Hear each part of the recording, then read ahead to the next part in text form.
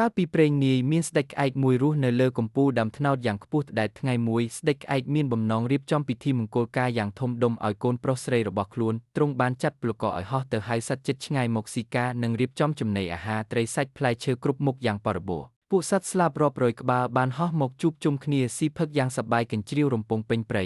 និយាយពីបងអណ្ដើកវិញក៏ទទួលបានការអញ្ជើញដែរប៉ុន្តែដោយសារជើងខ្លីពេកវាក៏មកដល់ក្រោយគេបង្អស់អណ្ដើកងើបមើលទៅលើចុងត្នោតឃើញគេស៊ីផឹកអ៊ូអរក៏នឹកឃ្លានស្រក់ទឹកមាត់តែមិនដឹងធ្វើដូចម្ដេចនឹងឡើងទៅលើបានពេលនោះវាបានជួបនឹងបងពស់មួយកំពុងលូនមកដល់ក៏អណ្ដើកបងពស់អើយខ្ញុំចង់ទៅស៊ីការកូនបងក្អែកណាស់តែខ្ញុំឡើងមិនរួចទេបងអាចជួយខ្ញុំបានទេអណ្ដើកក៏ខំកន្ទុយពស់ជាប់ហើយពស់ក៏យោងវាឡើងទៅលើលុះទៅដល់កន្លែងជប់លៀងស្ដេចក្អែកក្រឡេកឃើញអណ្ដើកក៏ស្រែកសួរជាការគួរសមគឺស្ដេចក្អែកយើបងអណ្ដើកអញ្ជើញមកដល់ដែរឬបងពិតជាពូកែទប់ចិត្តមិនឲ្យហូបមុនមែនអណ្ដើកអពេកក៏ភ្លេចខ្លួនចង់ឆ្លើយតបនឹងពាក្យគួរសមនោះវិញភ្លាម